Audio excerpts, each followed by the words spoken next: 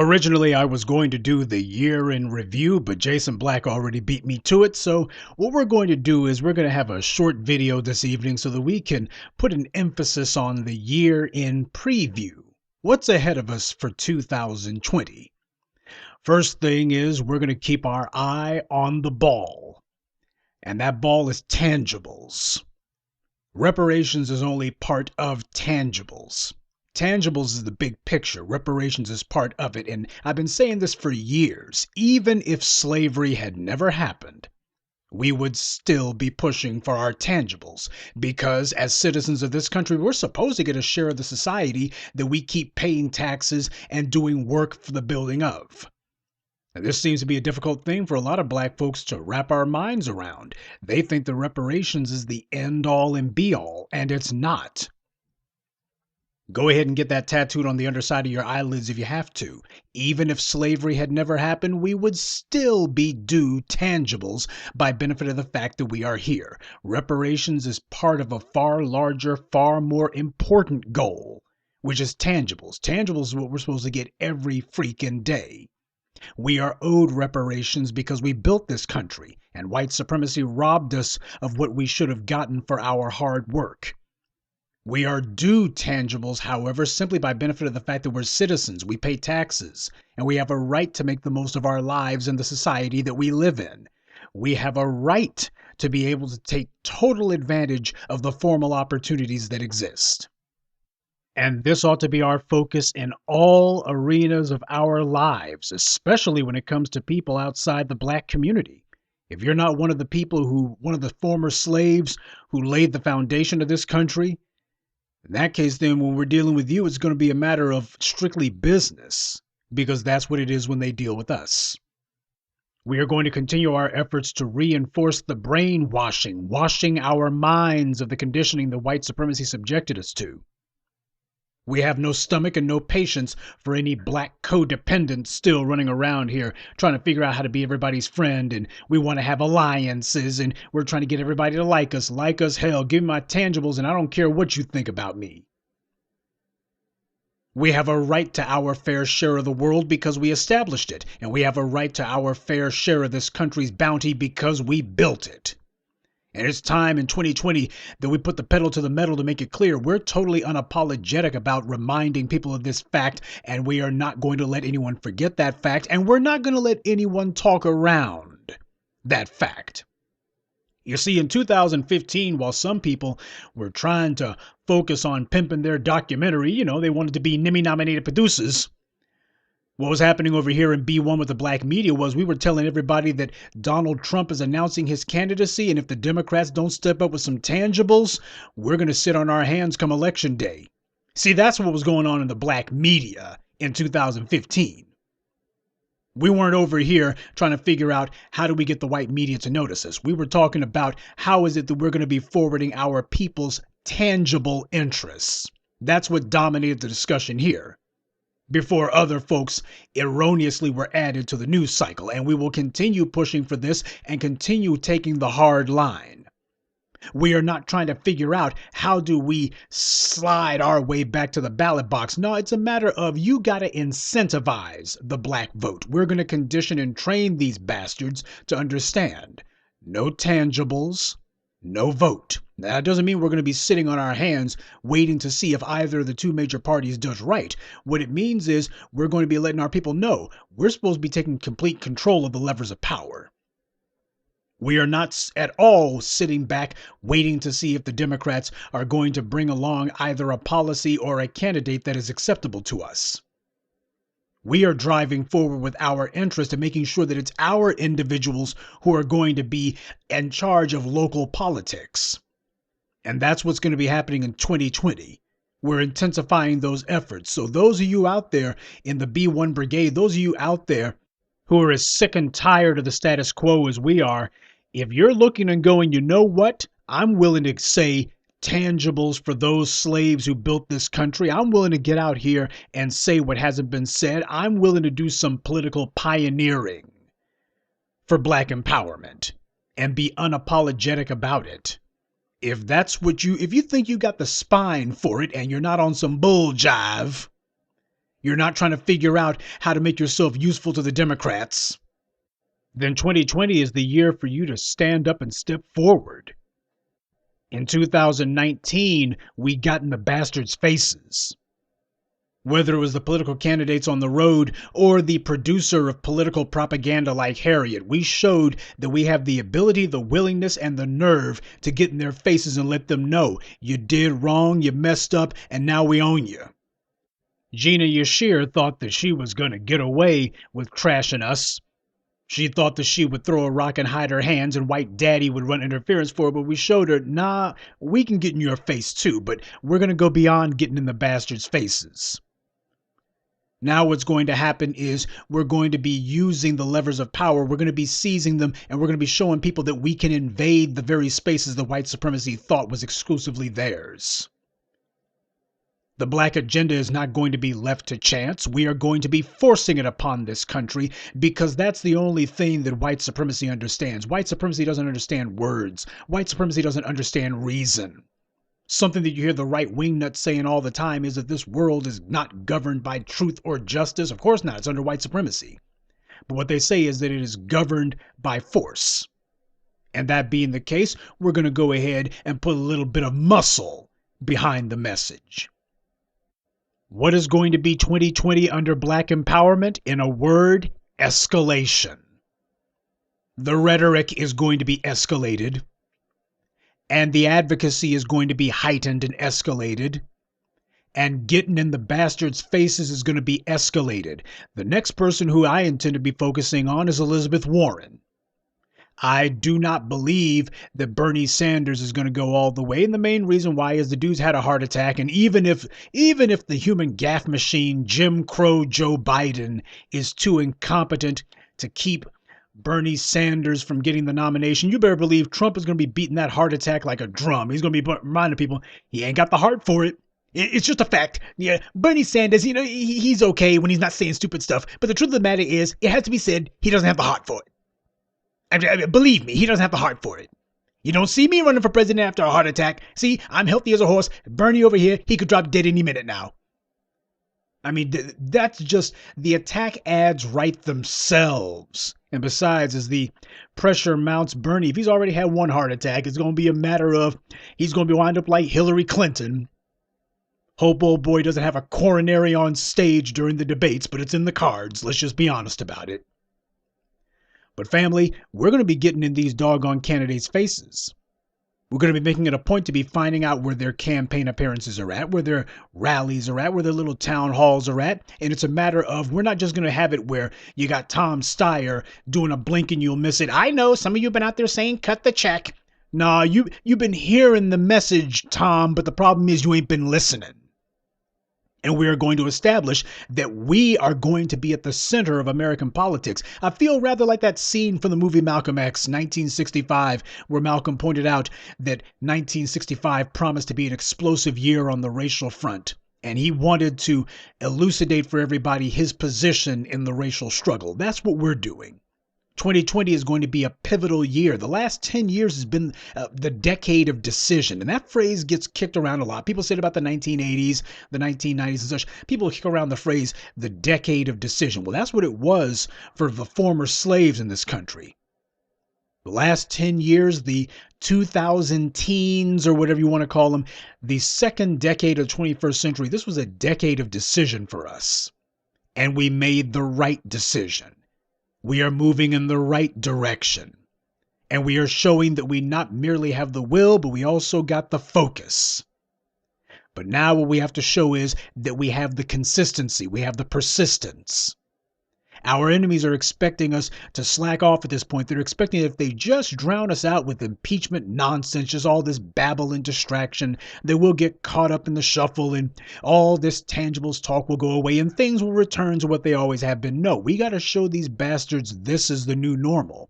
We're the ones driving the events, not them. Black empowerment is not held hostage to the white news cycle. This particular movement, this particular drive for what we're supposed to have is independent of the white media. It existed before the white media was willing to own up to it before the white media was willing to admit that we were here, and it's going to continue long after the white media begins their no doubt hyper-aggressive air war against us. That's one thing that you notice the Republicans and Democrats are in complete agreement about. Can't agree about much, but what do the Democrats say? These guys are bots and these guys work for the Russians. And what do the Republicans say? These guys are black identity extremists. Yeah, the left and the right can both agree on one thing. Black empowerment must be stopped. And that brings us to the second thing that's going to be happening in 2020. We got to clean house and clean house hard. We had a horrible incident in 2019 where you had white power attempting to hijack the movement. How do you hijack a movement? You get some operatives slithered in. Let them talk a little bit of that stuff like the movement. Let them be counterfeit members of the movement. And then out of nowhere, it's all about baby bonds and it's all about feminism and it's all about voting down ballot. Don't worry about the top of the ticket. We'll get you next election cycle. But first, we got to get you back into the habit of voting again. Even though you ain't going to get a damn thing. Get you voting for nothing again. So what we showed is, nope, you're not going to do what you did in the 70s. Bring in your own counterfeit, pretend, facsimile knockoffs of the movement. And you'll have the white media signal boost them. And apparently that's supposed to fracture the movement. Nah, the ones who decided they would chase after lies, that's just separating the wheat from the chaff. The people who were susceptible to lies and just decided that they would not think, they broke the very first tenet of Black First. And the first tenet of Black First is mind control. Control your mind. And if you are weak-minded, then you ain't built for this and you won't be part of this. That's what we're carrying into 2020 with us. No stowaways on the freedom train. That's how this works. Ain't gonna be no stowaways here. We're checking everybody's freaking tickets. And if we look at that ticket, or if you sitting here going, I ain't got a ticket, but I got the data. Well, then what you're also gonna have is a free trip to the curb. You're gonna get that too. We're going to take control of the social discourse, as I said over a decade ago. That was the mission of the black media, to take control of the social discourse within the black community. And to make sure in 2020 that no one is allowed to slither in and to try to steal control from the true advocates of the black community. Because not everybody who's out here talking pro-black is actually pro-black. A lot of them are just for themselves. A disproportionate number of these people running around, as we've seen, they have not been pro-black at all. They've been at best, and I put best in quotes, pro forma. Look it up. But we're not allowing any charlatans, any fakers, frauds, or phonies. We're not allowing any make-believe here. And family, you got to put your freaking thinking cap on. Part of Black First is we don't need people who need to be told every little thing. You already know who it is and what it's got to be. We need strong-minded people. And not everyone who's trying to talk like us is with us. You want to find out the easiest way to know? Look at how these people regard our master teachers. Look at how they regard the people who paved the way for who and what we are today. You got people who try to cast aspersions on the Dr. John Henrik Clarks, on the Dr. Joseph Ben-Jochannans, on the Francis Cress Welsings, on the Claude Andersons, on the Ivan Van Sertimas. You know, when somebody tries to claim that somebody like a Dr. John Henrik Clarke is a pseudoscientist, like Henry Skip the Gates Truth called him, the damned insult of that, coming from a true pseudo-scholar, an idiot who said that America was a post-racial country after Obama got elected. And just to show you how much Skip the Truth Gates knew, not sooner than Obama got elected, the real America came into Skip Gates' home and arrested him. Well, so much for a real scholar like Henry Skip the Truth Gates. We see how much he knows, but there's a lot of people who still ride with that clown. And there are others who have the nerve to say that our grandmaster teachers, that their teachings and their philosophies and theories and that their following is more like a cult. No, a cult is brain dead and follows after a person. We are strong minded, and that being the case, only a sound argument moves us. There's no individual and there's no arrangement of words that's going to get to us. We don't follow after a particularly clever turn of phrase. I can do a clever turn of phrase on my own. I don't need anyone else for that. I'm going to look at your ideas, and I'm also going to look at you and see whether or not everything lines up. And if I find that you've been out here spitting on our grandmaster teachers, if I find that you've been making it a habit to try to discredit and discount our master teachers, if I look and see that you're out here trying to bring all sorts of false doctrine among our people, things that I know are going to be politically dysfunctional, things that are going to disrupt the internal cohesion of our internal politics, if I look and see that, what's going to happen is we're going to look and go, okay, we got an agent right here.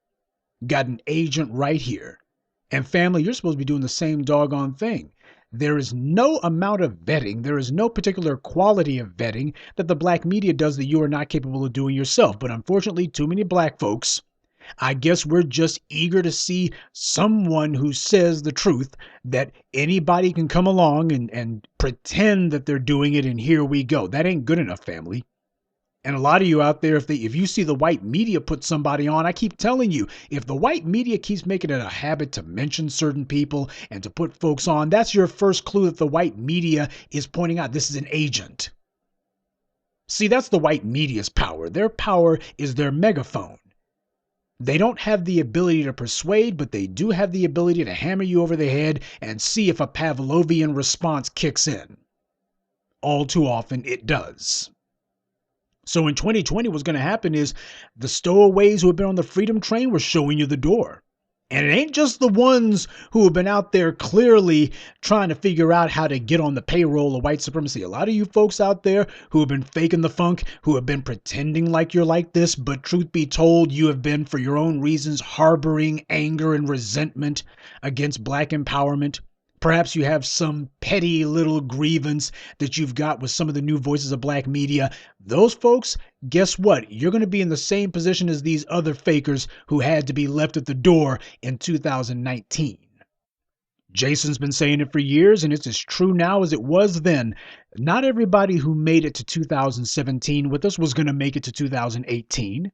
And not everybody who made it to 2018 was going to make it to 2019. And not everybody who made it to 2019 would be making it to 2020. We are not kidding here. We are in a fight for our survival, a fight that up until now we've been largely losing. And it's also because, as the Black Panthers told Jason, one of the biggest mistakes, in fact, the biggest mistake that they made was that they didn't do their due diligence. They didn't vet people. And they did not make sure that they ran out the agents first before they started making major moves. A lot of people thought that it was very cruel and very hard-hearted. A lot of people were whining and complaining when, as the police executions and lynchings of black people ramped up in the second half of the Obama administration, you had a lot of black folks who didn't understand why Jason and myself were saying that, hey, if you got these Negroes who are out here talking this forgive stuff, or they cannot say that the killing of their loved one was racial, then we're not doing anything for them. We're demanding that black people be on code. Oh, isn't that dangerous for us? Their silent complicity, or they're otherwise giving a wink and a nod to white supremacy because they're thinking to themselves that they're going to get some money from the city. That's a far bigger threat than anything that we could do. So we're demanding, we have a right to demand that black people be on code. If you're going to be part of a group, then the group has to have standards, and those standards must be adhered to. Otherwise, what the hell are you doing? So the black folks who were out there, as we saw in 2019 in Dallas, Botham Jean's family was told, nah, y'all, we ain't letting y'all get no money. We've been telling you that the white supremacists were going to be cutting off that lawsuit lottery stuff, and these Negroes, they thought, oh, they wouldn't do that. They just did. One of the things that's been going on the last 10 years is black folks were thinking that every time a black person got shot, we're supposed to get out there and go hard in the paint for them. We're supposed to be putting on the cape for them. And we said, nah, there's going to have to be conditions for that. No, there's conditions for white supremacy. No, there are conditions for black people too. We are not merely going to be talking about our value system. We're going to be enforcing that value system, and the enforcement starts within the group. It starts within the group.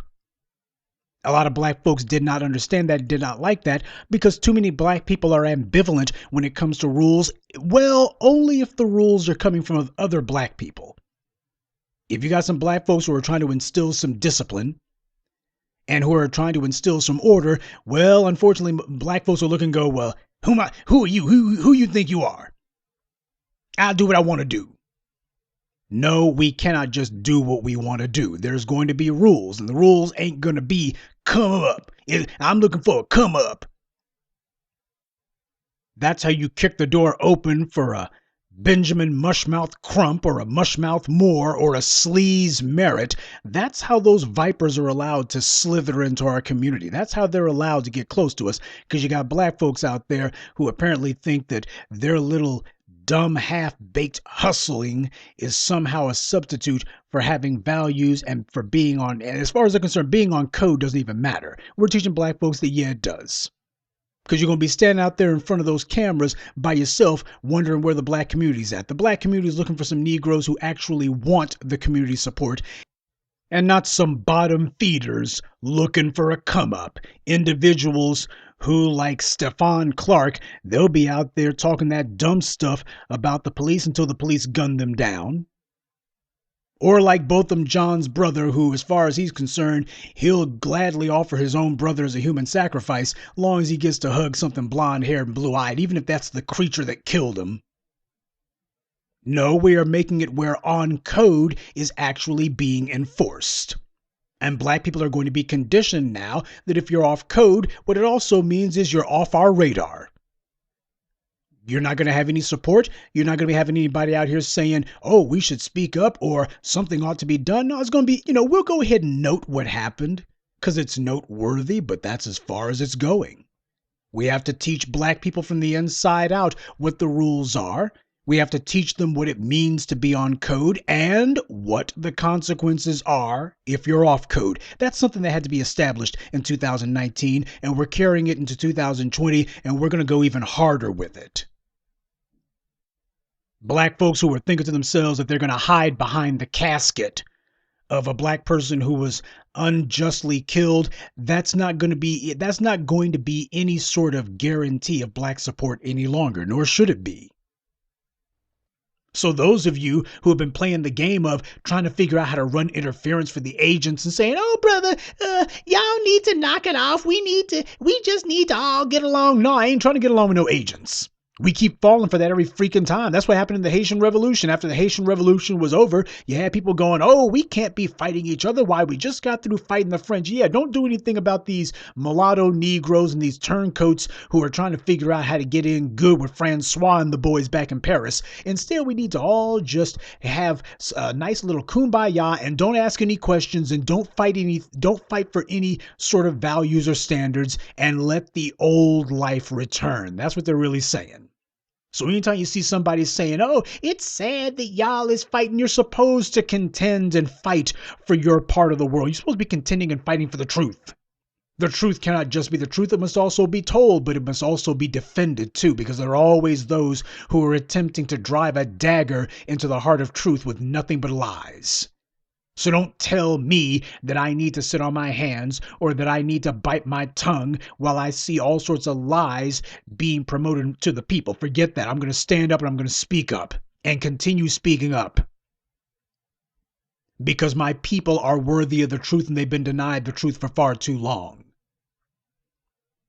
All of these little undercover agent advocates, that's the reason why this is a good thing that's going on. We need to have these times when the people who really weren't with this expose themselves. We find out who truly was black first and who basically was here for some other purpose. This is not politically oriented entertainment, and it's not a game or a joke. And the foundation of all black empowerment is one generation to the next, reestablishing that quintessential African tradition, which is that the dead don't die as long as the living continue in their footsteps. And that's the reason why the foundation of everything we do comes back to our grandmaster teachers. That's the reason why we invoke their names. You see, these other people from these other groups, they have true reverence for their elders. Elders being the ones who actually contributed to their well-being, who promoted the power of their group, not a bunch of old folk. I don't go to the old folks home and go, these are our elders. Nah, just because you made it to Social Security age, that don't make you an elder. It just makes you an old person. You got to earn the title of elder. And once you've earned the title of elder, what that means is we revere and respect you because of what you have done for your people. We understand the fact that a people who do not defend their advocates will not have any advocates. We have to have people who we can look at and say, these are the ones who have shown us the way. These are the people we revere because they did it right, and we will prosper by their example. When you have a group of people who have been conditioned and who have taught themselves to not stand up for their advocates, to not stand up for their true elders, who teach themselves that it's okay to allow others to downgrade and discredit the people who came before you, who stood up for you before you were even born, who told the truth before you were even born. When you decide that it's okay for people to trample all over your history and all over your historical antecedents, then what's going to happen is you've given them permission and the green light to trample all over you. If you do not stand up for your forefathers and foremothers who actually did the work, the ones who actually did it right, I'm talking about the ones who brought you the knowledge, who made sure to teach you the knowledge properly, who made themselves into a living example. If you do not stand up for these grand foremothers and forefathers of ours, then what you are saying to your enemy, what you're showing your enemy is you do not value the people who were they were your living image before you were even born. They were you before you even came along. They understand. See, these other groups, they understand that because nobody came along and decided that they were going to completely and thoroughly devalue them as human beings and separate them from the definition of human. So no, we're not going to be playing the game of somebody gets to spit on our grandmaster teachers. They get to spit on our advocates. They get to spit on the people who have been doing it right and who taught us how to do it right and taught us the way. And we're just going to look and go, well, we got a difference of opinion. Nah, difference of opinion, my foot. We're not going to allow any slithering vipers on the sidelines to start hissing lies and going, there's plenty of room for multitudes of views. It can't just be one. Don't bring me that crap. I ain't swallowing that garbage. White supremacy is waging a race war against us, and in every war there's two sides, the right side and the wrong side. We've already had some high-profile charlatans who made sure to show everybody what side they stand on. They were trying to be disruptors, and the only thing that happened was they disrupted their own little would-be hustle. They disrupted their own operation. We've made an example of those who thought that they were going to be disrupting us from the inside out. We have made an example of those who figured that black empowerment was going to be undermined from within. We have effectively identified them, isolated them, and exiled them. And that's what happens when you have a group who is serious about their power. When you have a group who makes it clear we stand on principle. And we are not going to be giving any sort of shorts to those who decide that they are going to trample upon our principles.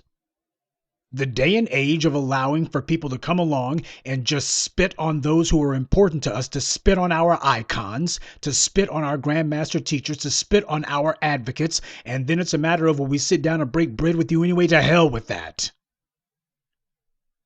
The day and age of people being allowed to confuse our internal politics with all sorts of white supremacist noise, and they're bringing all kinds of garbage that ain't gonna work, and they get to use our terminology until the time comes for them to inevitably pivot. The day for us allowing these strategies to keep getting used against us is over. And if you're one of the people who goes for the liars because the lies tickled your ears and you like that, well, guess what? You're going to. Black empowerment is for the strong-minded. Black empowerment is for the uncompromising. So what lies ahead for us in 2020? Same as we've been doing. We're going to stay on the path. We're going to stay the course. The goal here is to make sure that we hit the reset button hard. We're going to continue to condition people to understand that the former slaves' eyes have opened, but more importantly, the former slaves have found some steel in their spines.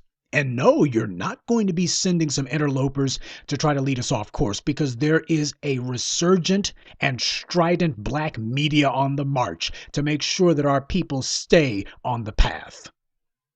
A black media that's not going to make excuses for those who come in here talking the wrong way, thinking the wrong way, and doing things the wrong way. We know what needs to be done. We've always known. Now what's happening is we're making it mandatory to do it. So family, you make sure that you keep your eyes and ears open. When you have people who think that it's okay and try to make excuses for spitting on our icons, that's not one red flag, that's 3 red flags. When you got people who are trying to bring us all sorts of doctrine that has no place and is completely incompatible with black empowerment, I don't give a damn how much of a lip service they may give to the principles of Black First. I don't care how much lip service they may give to our talking points, how much they may try to imitate our rhetoric. You may have the words, but the question is, do you have the deeds to go along with them? You may know what the words are, but my question is, are you actually embracing the ideology? Because what's going to happen is, I already know what the good white liberals have told their black bootlicks. We know exactly what the white liberals have taught. So what's going to happen is we're going to go ahead and turn those sacred cows to hamburger, and we're going to watch as at first you try to put up a brave front and, okay, I'm not very bothered, but we're going to keep on grinding on you, because that's what we've been doing for over a decade. That's the reason why we keep coming back when we use phrases like bastard baby makers, when we point out the people who are low information do nothings. That's why we keep harping on those things. People who are more concerned with the alphabet agenda than they are a black agenda. We keep harping on those things because we know that if we do it long enough, sooner or later you're going to crack. They always do. Bootlicks are not strong-minded at all. They got linguini spines. So all we got to do is keep kicking and keep hacking and slashing away at their little sacred cows, and sooner or later they're going to speak up because they have to. And that's when they identify themselves. You know, when it comes to certain organizations who will go nameless, when they think that they might have an informant, or just as a form of informant insurance, one of the things that they'll do is they'll tell a new would-be recruit, a new would-be adherent, nobody's going to trust you unless you got some dirt on your hands. You got to put in some work. We got to see some sweat on that brow. And this agent, this informant, this government agent, they're going to be looking and going, well, I can't do that. Why, that would be against the rules that white supremacy tells me I have to enforce. So I can't do that. It's like, as soon as you do that, okay, that's what we thought. We thought you were an agent. We got to be serious about this, family. So going into 2020, we're going to be focusing our efforts on Elizabeth Warren next. And be sure you're going to have the usual idiots trying these guys are Republicans. Yeah, because we sit here telling black folks to vote for Donald Trump. How many times have I told black people vote for Donald Trump? Nobody says to vote for Trump, but they'll keep doing it because it's the only lie that they've got. They don't have any new material. And they invalidate themselves the more that they say it, because it's obvious to everyone what it is that we truly stand for. But what we're going to be standing against is all of the anti-black racism that has gone unanswered for a century and a half. Finally, we're going to be giving a reply, and that reply is going to be forceful. Those of you who are looking at the political landscape and thinking that maybe it's time for some of these B1 advocates to start doing some pioneering in politics, this is the time for you to be getting your paper and pencil together and start crunching the numbers. How many dollars do you need? It's usually not more than a few thousand. Typically, if you got between $5,000 and $10,000, and usually not more than $6,000, you can get yourself on the city council in most cities that you're in, especially if you burn up a lot of shoe leather and start finding out how many votes do I need. Most people do not vote on election day. And if you look at the record of whatever councilman or alderman or whatever county commissioners in your area, you usually find that they have the same number of people who turn out each and every time. But if you look at the number of eligible voters, especially in the black areas, you'll find that most of the people stayed home. This happens to be a very golden hour for us to step forward and present a real alternative. It reminds me of something that the Honorable Elijah Muhammad said. If you take contaminated water and put it in front of somebody, lead water that's got lead deposits in it, people will drink it if they're thirsty enough. But if you offer them an alternative, offer them some pure water, give them the alternative, they'll go for that. Don't believe it? The black media stands as a living example of that truth. Whatever happened to Roly-Poly Martin? We sent the bastard packing. Whatever happened to Melissa Harris Lacewell von Stubenberg round the world in 80 days Harris? We sent her packing. What happened to Joy Reid? Delegitimized, exposed. What happened to Don Lemonade? Well, what's happened to him is he's realizing that basically he's the last Negro standing at CNN, and well, there's no point in him trying to pretend as if he's going to be talking black. Ain't nobody buying it. See, the black media presented a real alternative to the people, and the people have accepted it. Go and do likewise. You are not alone, so don't play the game of, I can't find nobody to build with. You take this message, and what you'll find very quickly is there's been a lot of people who have been waiting for someone to stand up and to champion black first. And when you do, you're going to find that you had support you didn't even know you had. But it starts with you. You got to take that first step. In 2020, we're not making excuses for what we can't do. We're not making excuses for what we haven't done. 2020 is going to be the year that we step up our efforts, where white supremacy is going to find that we're not stepping on their toes, we're stepping on white supremacy's non-existent cojones. We're no longer breathing down their necks. Now we're going to be staring the bastards in the face. What we did last year with the presidential candidates, what we did last year with Gina Yashir, what we did last year with Deborah Martin Chase, this is going to be setting the tone for 2020. We're going to make it a point that these bastards are not going to be allowed to anymore spit on us or anymore decide that they're going to be slapping us in the face and then just walking off and, I guess that's that. No more. You better believe all these things are going to be coming to a head. You better believe that. And we're going to be ready for it. 2020 is going to be the year that Black First escalates.